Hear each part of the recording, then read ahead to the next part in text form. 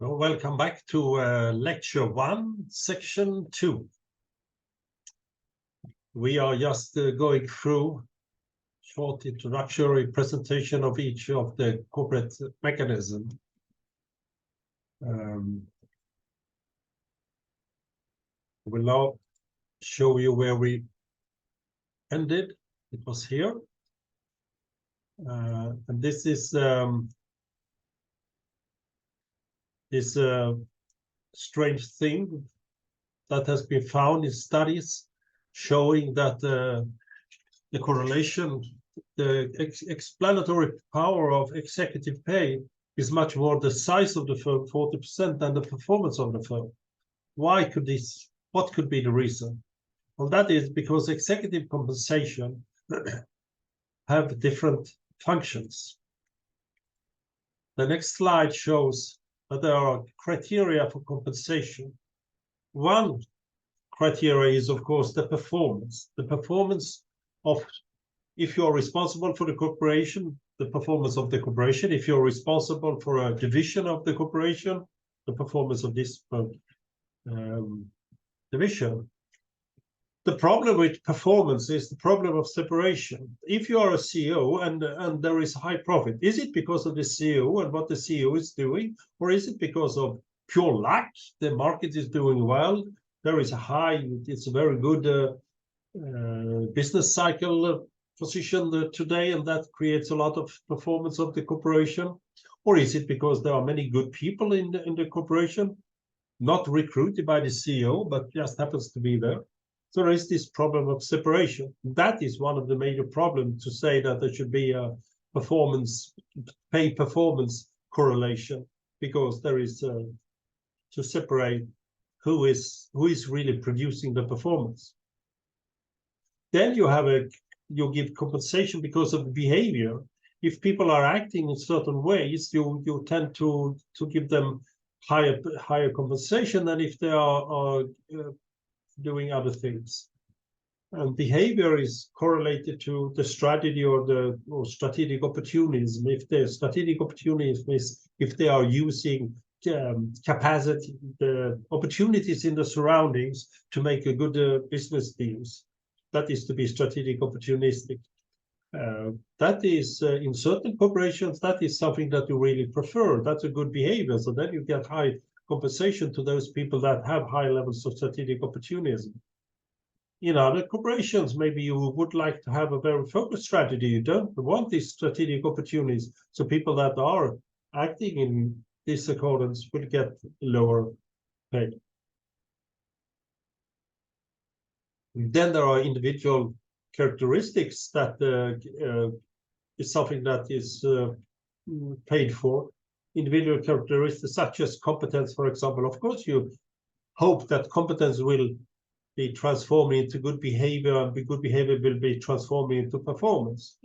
But at least when you start working, you don't know if people have these capacities, but you know if they have a certain kind of education, certain kind of experience early on.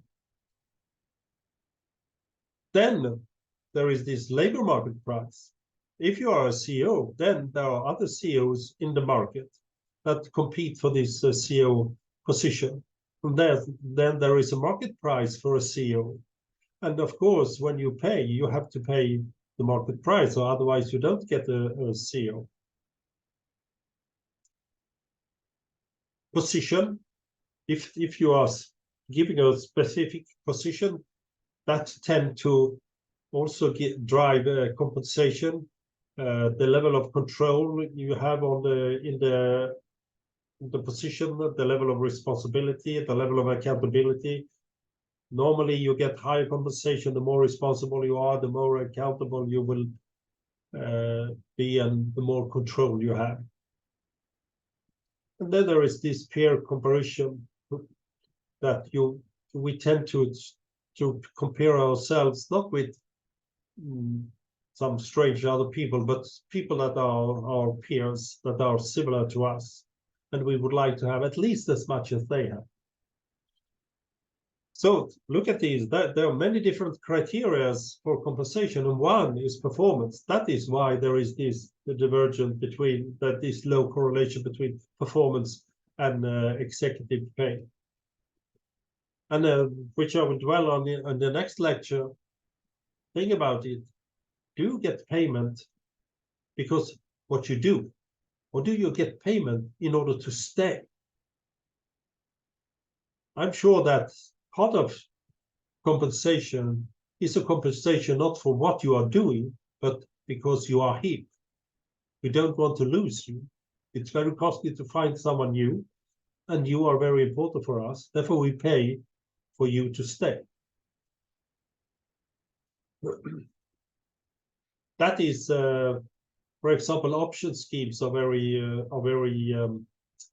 popular, at least in the West, to have options. One friend of mine, he got included in this option scheme of his corporation, and I said, will you now work harder? And he said, Mamma mia, I'm working on the top. I cannot work more. I mean, my family is already complaining. What the option means for me is that the corporation is telling me, we would like you to stay, because the options cannot be exercised until I left the corporation.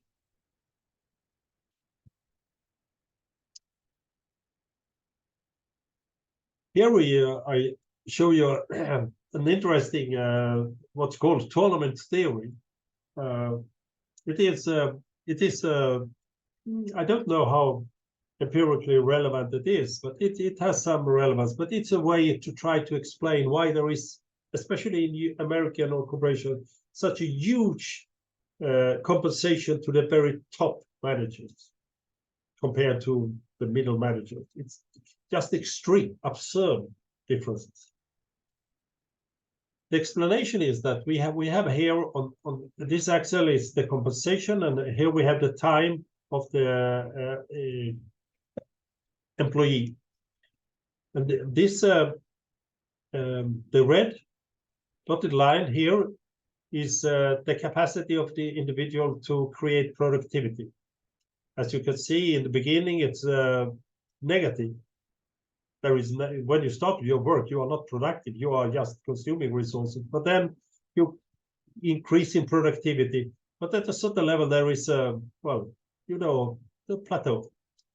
You cannot increase your productivity as you can with the salary. The blue one is the salary. You get the salary, and then it will increase, and then after a special moment, it will increase rather sharp, and then it will increase very, very sharp if you reach these very top levels. So look here, if you see the difference between these curves, at the beginning, you are just the cost for the corporation. When you are employed, you are just the cost. You don't give anything. You don't have any productivity. You are just a burden. But you learn, and then you come on the positive side of productivity. But still, you don't get you don't get paid for what you are doing.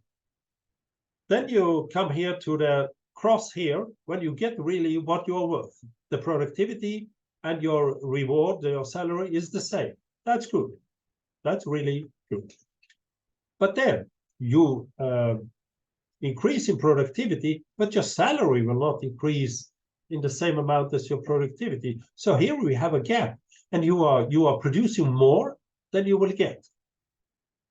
That is what's called employee investment.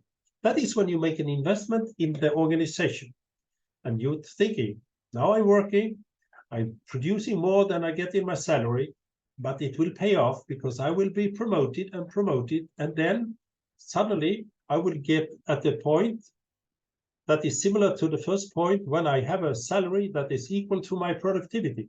But then later I will be promoted, and then my salary will get sky high, but my productivity will not increase. But the CEO's productivity is not enormously different from when the CEO was a division manager, but the salary is enormously different. And that is the employee profit. That is the tournament. When you are a winner, you get a lot of the win is very high. But it is because employee has done the investment down here in these differences between productivity and salary, and some will win a lot. Those are the ones that are here. And some will lose because they will not get this promotion, so they will be on the level of productivity or below. So they have lost their employee investment. This, you could say it's a lottery, but it's a lottery that you can influence by performing very well. So this huge difference here, the employee profit, is the one that creates incentives for people down here to increase their productivity. Yeah, it's a nice kind of theory explaining why there are absurd differences in executive compensation and why it could be a way to create incentives. I don't believe in it, but it's a good theory. So let's go to strategy. Strategy is one could say frame the CEO. If there has been a decision about the strategy, the CEO has to be within this kind of strategy and cannot deviate from it. So it's the discretion of the CEO is restricted. And in this sense, the strategy is a corporate governance mechanism. Remember that there are many different ways to describe strategy. This is the traditional one to describe that, well, we decide to have a single business. We have one business and that's it. We are dealing with one product on different markets maybe, but that's it.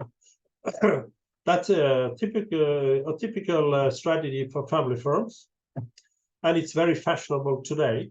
The reason is that it's quite easy to understand a corporation that has one business. It's not a complex corporation, so it's easy to understand, and therefore it's easy to monitor and easy to influence. So this makes it easier to govern. Probably that's why it's so popular among family firms. Then we have the related business, and that is when we have businesses that are correlated in some way, related in some way. You produce big cars, small cars, and even trucks.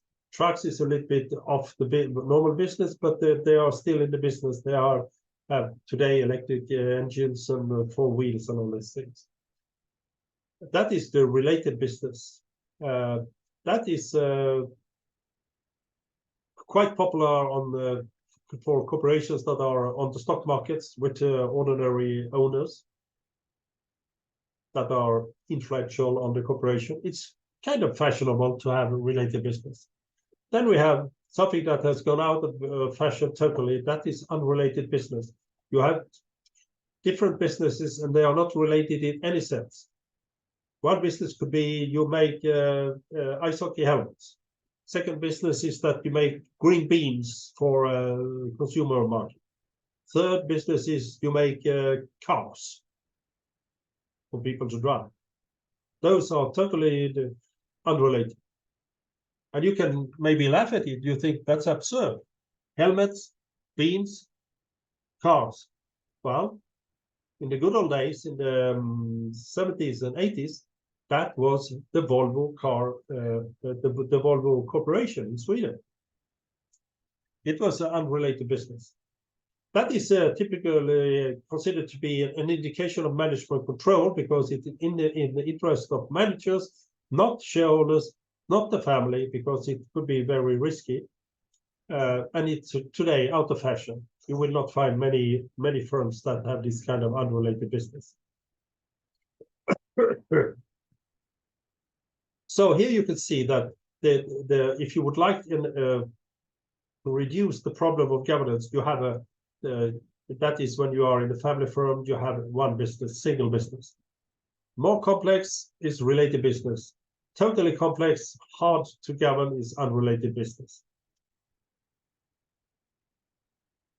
Then we go to the organizational structure. The structure is the mean to implement the strategy. That's why you have an organizational structure.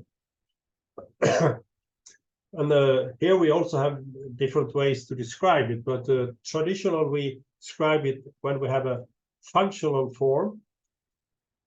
Functional it's called because we have the central office and then we have different functions such as sales, production, marketing, and all these. on different departments. It's a very simple organizational form. It's focused on the input, the marketing, the sales, and the things. A more complex form is the multi-divisional form. That's why it's called M form, multi-divisional form. Multi-divisional means that there are many divisions, Division 1, Division 2, Division 3, and you have a head office. These divisions are kind of quasi-firms in itself that could typically be F functional forms within itself. They can be kind of quasi-firms, so they have their own quasi-CEO and their own accounting system. They could be more or less independent. Here, in the functional form, they cannot be independent of each other. They have to be independent because they are supplying, they are totally correlated with each other. Here, they can be independent. This is a form, M form is a form that is used when corporation has increased in size, making the functional form too complex, too hard to manage, and therefore they have a tendency to create divisions. And then there is this transformational organizational structure that is very complex. It's the matrix form, matrix, because it's two. That's why it's called X. That's an X in the matrix. And that is when you have, it's very complicated because you have divisions and you have specific departments that contains the different functions, market, research and development. And they meet in this matrix, in this cross here, cross everywhere. It could be found in, for example, ASEA Brown Boveri was organized in a matrix form. Typically, it creates a lot of tensions because there is one manager for the division, one manager for this function, and they have to find a way to communicate and not be manager over the other ones. So it's a organizational form that demands a high level of cooperation. M form, or even the functional form, is a very hierarchical form of organization. Maybe you cannot really sense here, but if you are a manager of the M form, you are framed within this M form. You cannot act like you can in the X form, for example, and that's why it's a kind of a governance mechanism. I will tell you in the next lecture how you could use these kind of forms in order to increase your discretion. But here it is in order to decrease the discretion of the CEO and the top managers. We then have the board of directors. That is a form that is very popular, and it receives a lot of attention in research and attention in mass media. It's considered to be very, very important. Unfortunately, research cannot really support the importance of the board, but still the board is legally especially recognized as the very center of governance, because those are the ones that decide about the strategy of the firm and recruit, they employ and fire the CEO. They are kind of the link between the owners and the enterprise. In the middle is the board. Normally we say that the board have at least 2, or I prefer 4 functions that the board have. The first function is monitoring. That's control of the firm in its management. To monitor, what are they doing? Are they really doing a good job? Down here, you look down, there is what kind of operations are connected to control. The operations of control is to look at the accounts, to select the CEO, to have control of the reward system. The second function is strategic decision making, and that is that the board is assumed to make the decisions about the strategy. What should be the strategy, and then through monitoring, make sure that this strategy will be implemented. Strategy part is the operations here is to make the decision about the budget. If you have long-term plans, you make decision about these plans. And here you also have the selection of the CEO and the reward system, because selection of the CEO is really a strategic decision. Should you recruit a CEO that is more market-oriented or more financial-oriented? The third function of the board is providing service to the firm. Service to the firm that is mainly to give service to the CEO, that is to be to help the CEO with contacts needed in order to gain market access in different countries, to help with relationships between the CEO and banks, for example, in order to support capital acquisition. So that is giving service to the firm. Of course, and then the fourth one is the conflict resolution body. That is, it is a conflict resolution body, because as a board, you are oriented towards the ownership structure, and in the ownership structure there could be different owners. Some owners are very passive; they don't exist really. Some owners could be very active, and if you have 2 or 3 active owners, they tend to be in conflict with each other. They don't have the same ideas about the corporation. Therefore, the board has to try to interpret what these 3 owners would like to have, and then to convert it into a strategy that fits all of these 3 owners. And also, there could be a conflict between the CEO, the top management team, and the owners. Then the board is in between and had to resolve to deal with this conflict. And then the operations in this conflict resolution is to identify the important stakeholders, especially stakeholders in the ownership structure, and to have negotiation between the different parties. So these are the functions of the board, and you can see that the control of the firm and its management monitoring, that is really the constraining for an CEO. They are looking what I'm doing and evaluating it every day. Second, is also constraining because it creates the direction of the corporation, the strategy of the corporation. Providing service to the firm, that's more enjoyable for CEO, because then the CEO gets resources. And last, the conflict resolution body, it's good because if there are conflicts in the ownership structure, the board takes care of these conflicts, and the CEO can sit and wait for the conflict to disappear so they can get something work to be done. And that's the board of directors. Unfortunately, it's research has shown that sometimes the board of directors are dealing with these functions, or are dealing with this kind of operation, but sometimes these functions are performed in other arenas. Family firms, for example, you have a family meeting, there you can decide, let's do this. This should be the strategy of the firm.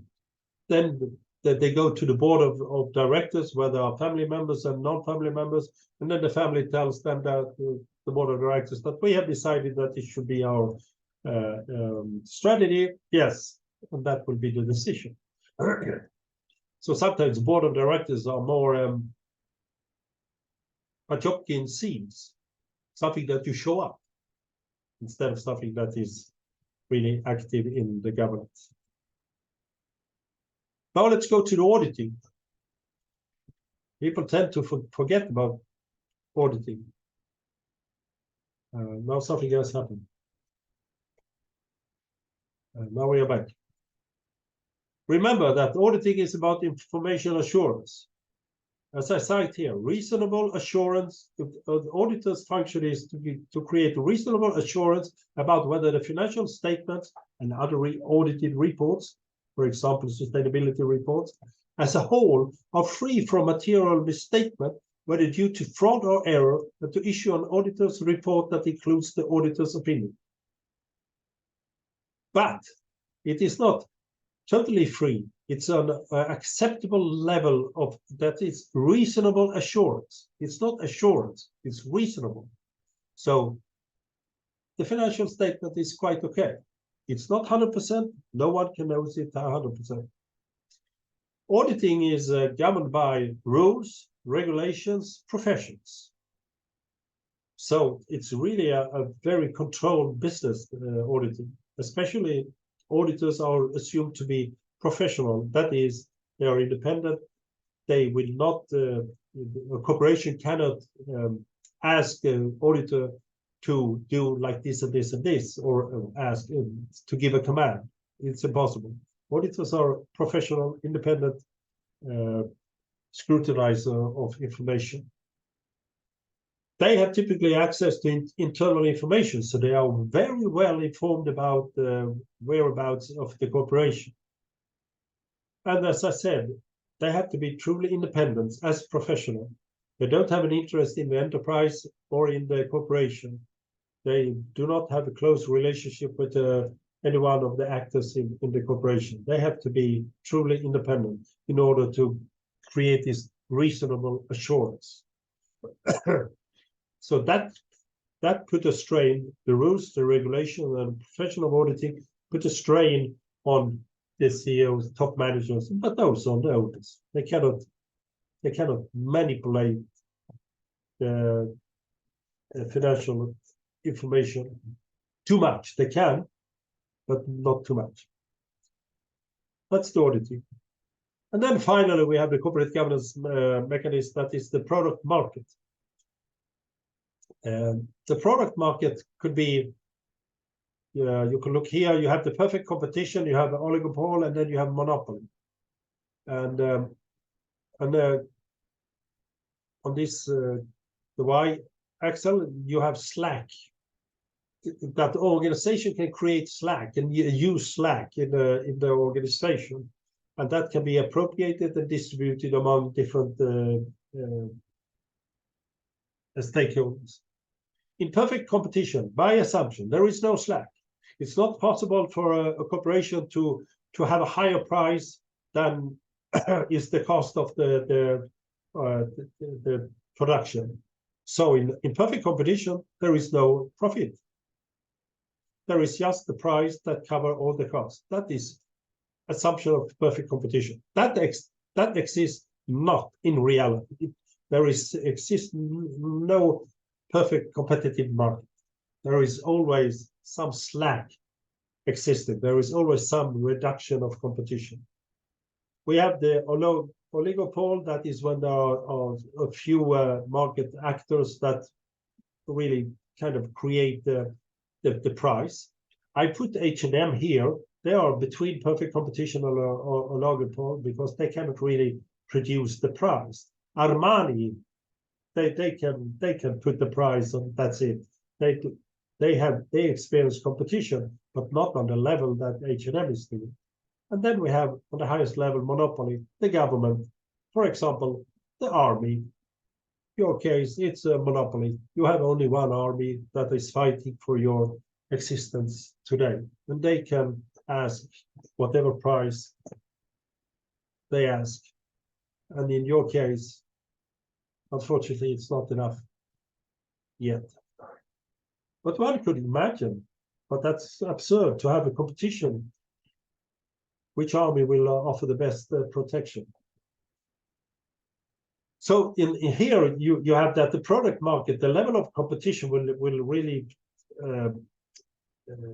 reduce the discretion of the CEOs, the possibility to act. If you are in perfect competition, no possibility.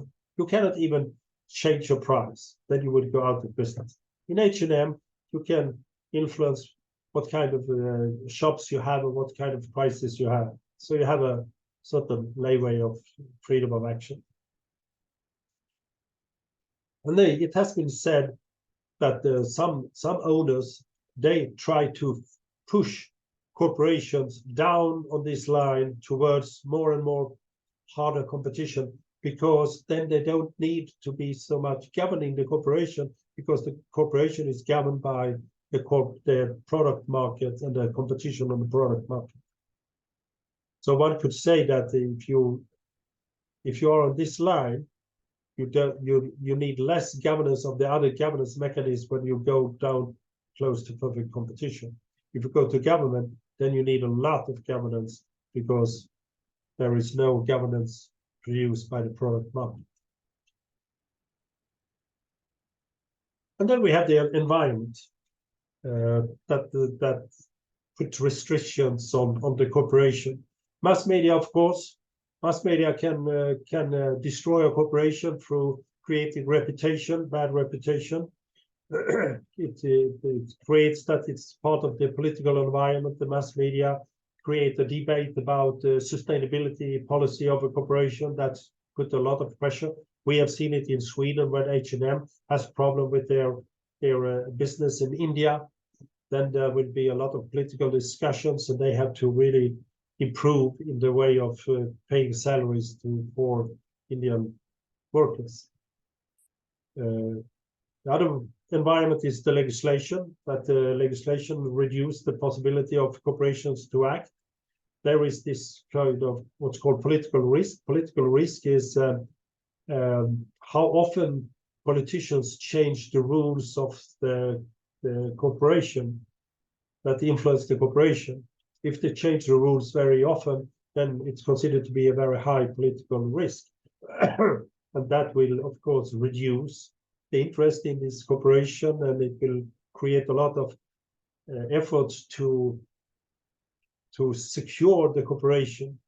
Typically in more totalitarian states, the political risk is very high.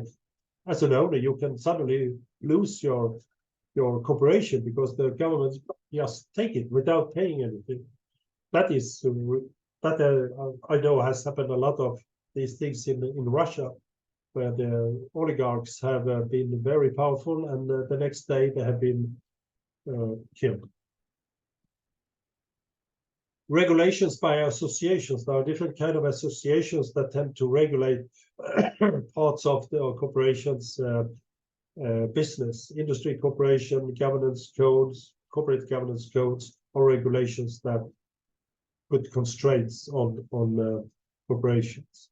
Then we have the social expectations. The public opinions, like I said about the H&M, there's a huge public debate about how they are dealing with the wages in India, and that influence and restrict their capacity to act freely.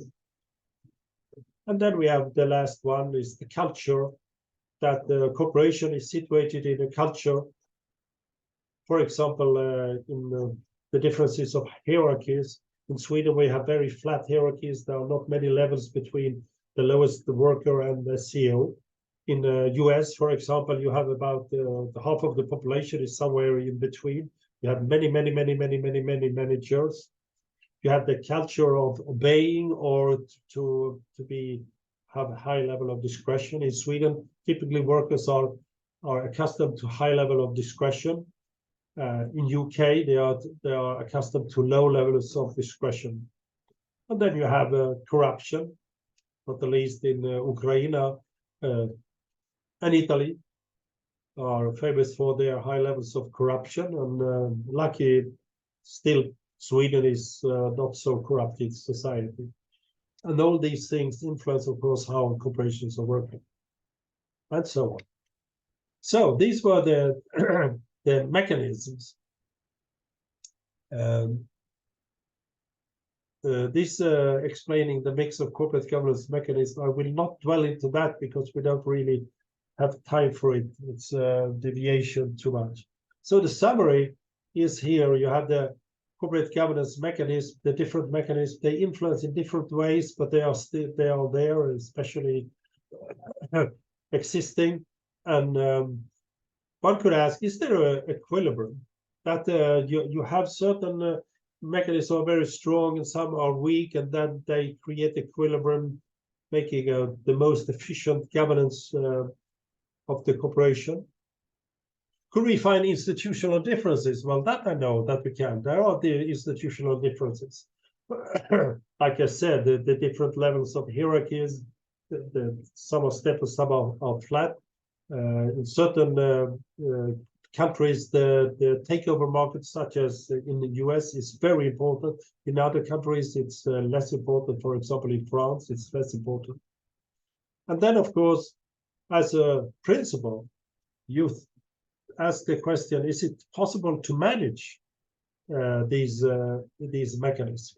As an owner of a corporation, you would like to manage as much as possible of these, manage or influence them, so all mechanisms are supporting each other towards one goal, your goal.